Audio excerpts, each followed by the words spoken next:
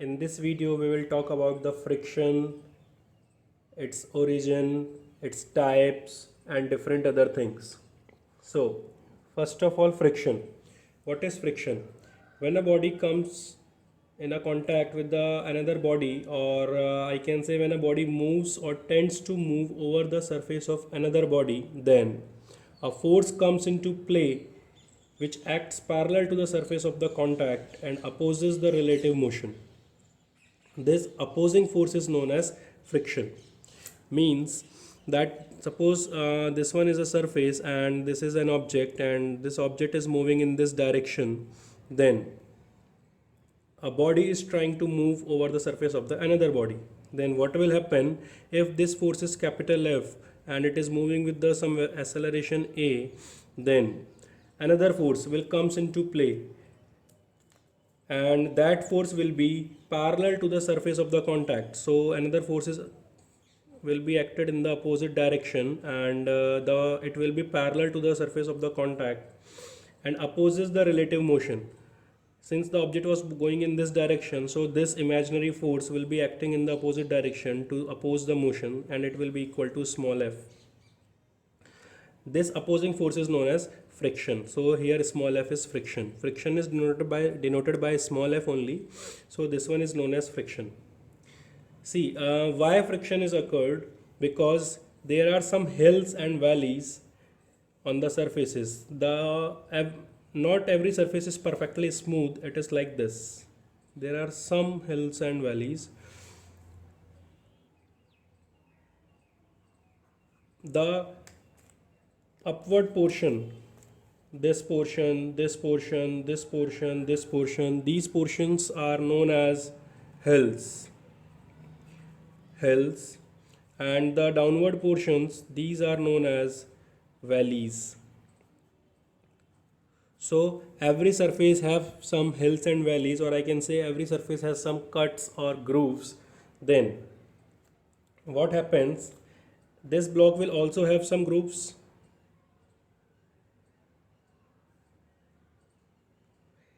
These hills and valleys will block each other, and the object will not be move easily in the given direction. So they will interlock each other, and it seems to be difficult to move the block on the surface, due to which the friction is occurred.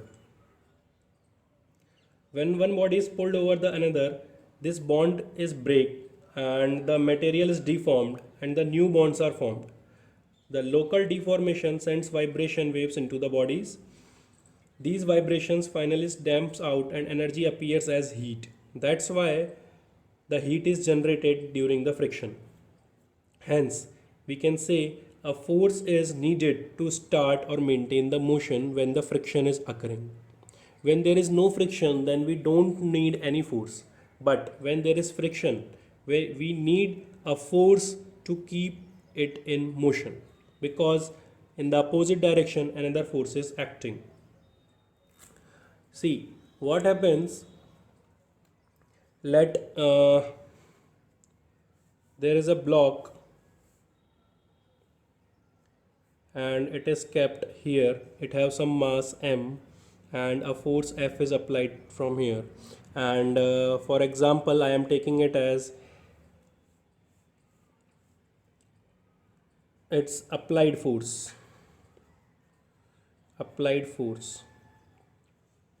See what will happen.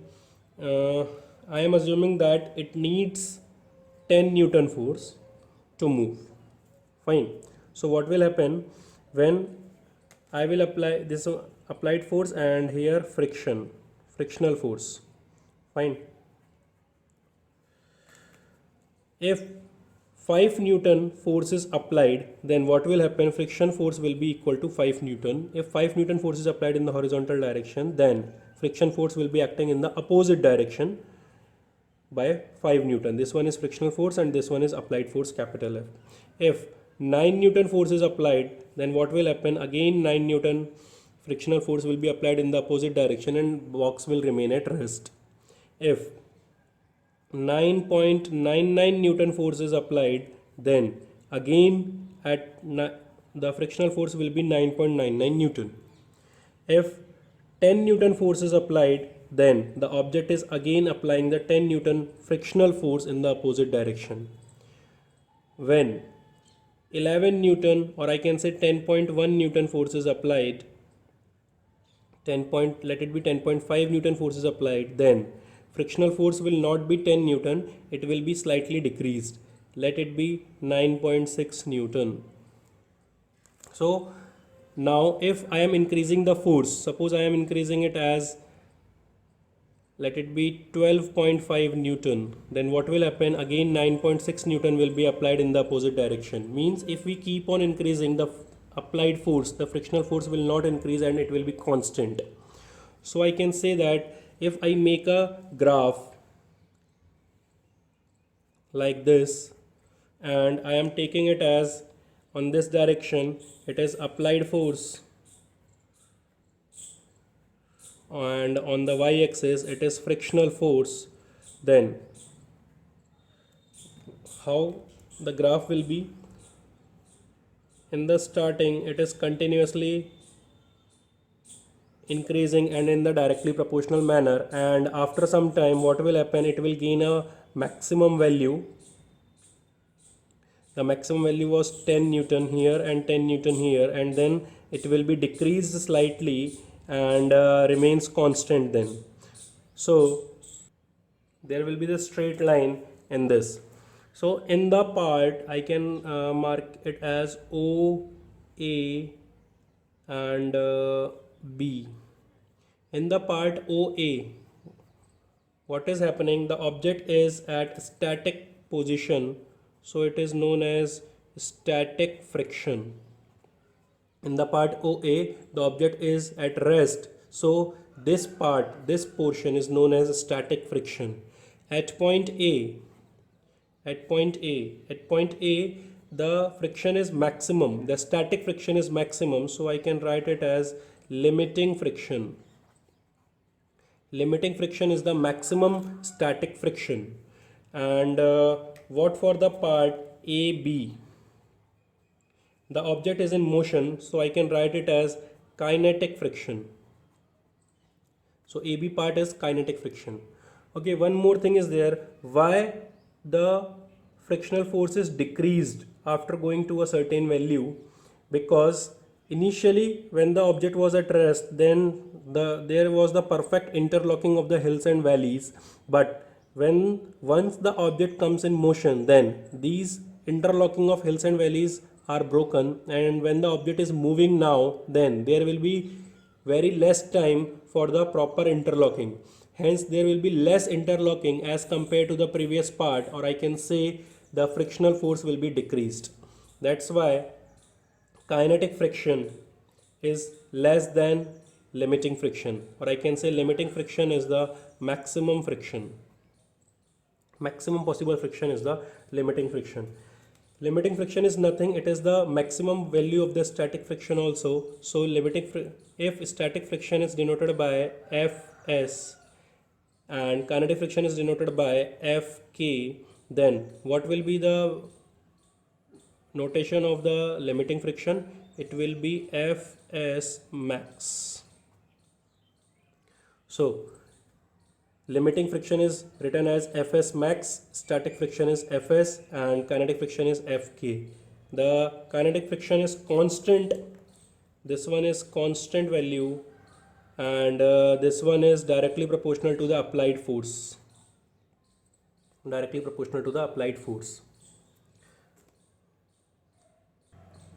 You have to remember one thing here, that kinetic friction force is constant here, and if actually the kinetic friction also can be changed in the various conditions, means the speed of the object is increasing. I am taking here this object is moving with the continuous constant velocity, that's why I have taken frictional force as constant. When the object's speed is increasing continuously, then kinetic friction also decreases, but in general physics we take it as the constant force in the cases of accelerating motion also, to keep it simple. Fine. And if these are the directly proportionals, then there will be some constant, or I can write it as Fs max is directly proportional to the reaction force applied, and if I remove the proportionality symbol, there will be some constant, let it be mu s r. So Fs max or mu s, it will be equal to Fs max upon r. This is the law of limiting friction. This is a law of limiting friction. And this mu s is known as coefficient of S for static, coefficient of static friction, and it is equal to limiting force divided by the reaction force. What is the reaction force? Reaction force when the object is placed on a surface, then there will be some gravity mg in the downward direction, and there will be a reaction force capital R in the upward direction. We have discussed it earlier also, that if a box is placed on a table, then gravity is acting on it in the downward direction, then there must be an imaginary force which is acting in the upward direction by the table. If this reaction force is not there, then this block will break the table and go downwards. So to keep it at rest, and here only the reaction force is acting, and it is equal to mg. So R will be equal to mg, so I can put here it as mg. R will always act in the opposite direction of the plane on which it is placed. Okay. See, if there is the inclined plane, it is an inclined plane, and object is kept like this. If this angle is theta, then what will happen? Mg will be acting in this direction towards the gravity directly, but reaction force will be acting in this direction, that is R, and this will be equal to, see, if this angle is theta, then this angle will also be theta by the geometry. This angle will be 90 and this angle will be 90 minus theta, so this angle will be again theta. And taking the component of mg here, I can write it as mg cos theta, and in this case when we keep the value of R here, it will be equal to mg cos theta. So R is the reaction force, and it acts in the perpendicular direction of the surface on which the block or the object is kept.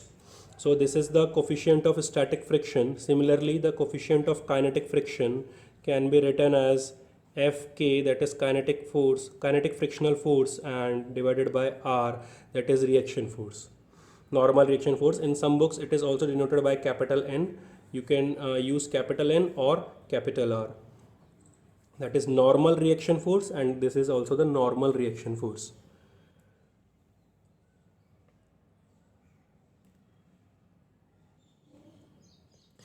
Friction is necessary in most of the cases. Friction is necessary in most of the cases, and friction is also acts as evil, or I can say not necessary in many cases. In which cases friction is necessary? Like it is due to friction between the ground and the feet that we are able to walk. And for applying the brakes of the vehicles, the friction is necessary. Similarly, there are many parts of a machine in which the friction is necessary due to the rotation of the belt and the pulley. Or I can say for the tires of the vehicles, it is necessary that friction must be there. Friction is not necessary, or friction is evil in some of the cases also, because machine becomes hot due to friction, and a large amount of power is wasted in overcoming the friction. And we can also say the parts of the machine can be rubbed and wear and tear due to the friction. So we can increase the friction and we can decrease the friction according to our use. So what are some methods to increase the friction? How we can increase the friction? We can increase the friction, suppose we have to increase the friction in tires, so we can make treading or the linings or the grooves or the curves on the tire, that is known as treading of tires. Similarly, to increase the friction, when there is snow on the track or on the road, then what is done? Sand is thrown on the track,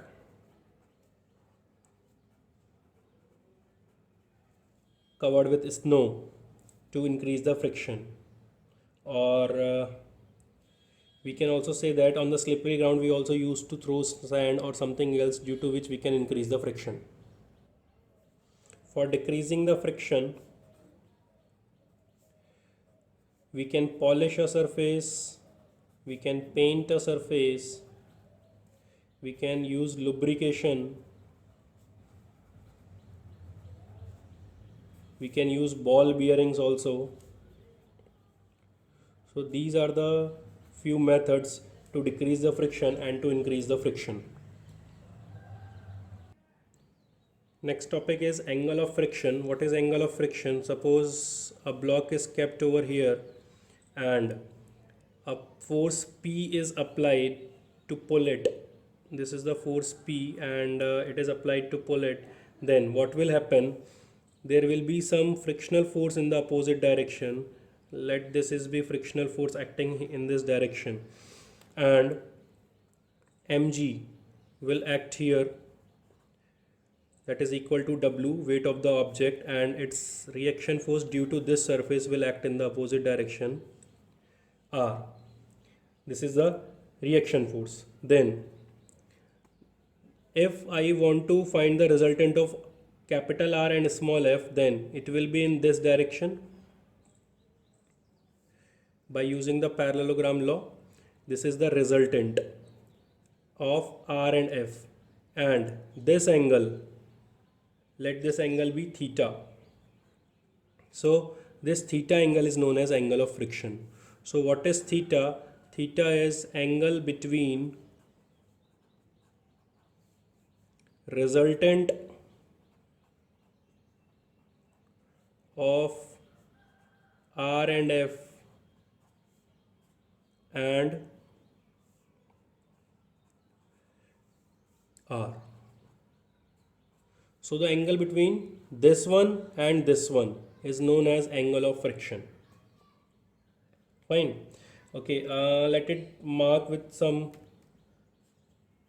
points. Let this point is A, this point is C, this point is B, and this point as O. Then what I can write for the tan theta?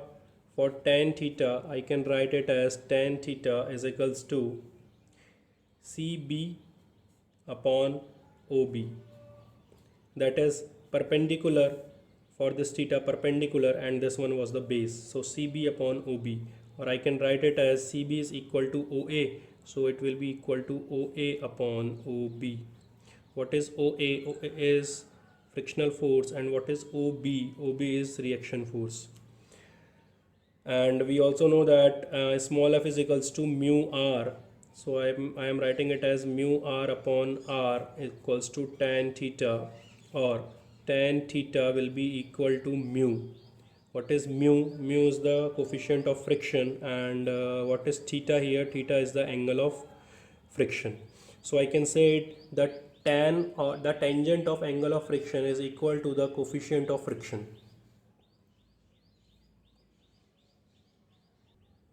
Next is angle of repose. What is angle of repose? See, if an object is kept on an inclined plane, say let this one is the inclined plane, and a block is placed here and it is at rest, it is not moving. Let this angle be phi. Then if we increase the angle of phi, then there will be a situation in which the block will start moving downwards automatically due to the gravitational pull, or I can say due to the component of the gravitational pull, it will move slightly downwards. So that angle at which the block just starts sliding downwards is known as angle of repose. Fine. So let it like this, Suppose at this much phi the block is moving downwards. Here the block is kept, this one is the block, and when this much is the angle phi, then the block is moving downwards. So what I can say that mg will be acting in this direction, mg, and I have told earlier that the reaction force is perpendicular to the surface, so this one will be the reaction force, and this one will be mg cos phi. Since this angle is also same as this one, and in this direction the another component will be mg sin phi. So there are two components, mg cos phi and mg sin phi. If the block is going in this direction, then there will be friction in the opposite direction, that is small f. Or I can say that when the object is just about to slide downwards, then what will happen, this mg sin phi will be equal to small f. When this mg sin phi is just greater than small f, then this block will be sliding downwards. So I am taking that angle at which the block will starts the sliding downwards. So I can say that in that condition mg sin phi will be equal to small f, and capital R and mg cos phi will balance each other. So capital R, that is normal reaction force, will be equal to mg cos phi. If I divide both of them, then I will get it as tan phi, that is equal to small f upon capital R. And what is small f? Small f is again mu r upon capital R. So I can write it as tan phi is equals to mu, where phi is the angle of repose. So I can say that coefficient of static friction is also equal to the tangent of the angle of repose, and here coefficient of static friction was equal to the tangent of the angle of friction. So I can say that this theta is also equals to phi in the cases. So these are the angle of friction and angle of repose. If we talk about the types of the friction, then there can be two types. First one is static friction, first one is sliding friction, and second one is rolling friction. We have also learned the three types earlier, that was static, kinetic and the limiting friction. Now there are some different types. First one is sliding friction, and second one is rolling friction. Sliding friction, as we learned that when the object is sliding over the another object like this, or simply the object is kept on a floor and it slides, then we can say that it is the sliding friction. And the rolling friction, when object is rolling over the surface, then it is known as rolling friction. Rolling friction is less than the sliding friction because there is only small contact, and there is a large area of contact, so it will get very less time to be in the interlocking of hills and valleys. There will be a large time for the interlocking of hills and valleys. So I can say that sliding friction is more than the rolling friction. Sliding friction we have discussed earlier, and for the rolling friction, one more thing is there, that rolling friction is directly proportional to the reaction force as it was in the sliding friction, but rolling friction is also inversely proportional to the radius of this block, that is small r. So small f is directly proportional to 1 upon r, or I can say it as small f is equals to mu times of capital R upon small r. So small f is equals to mu capital R upon small r.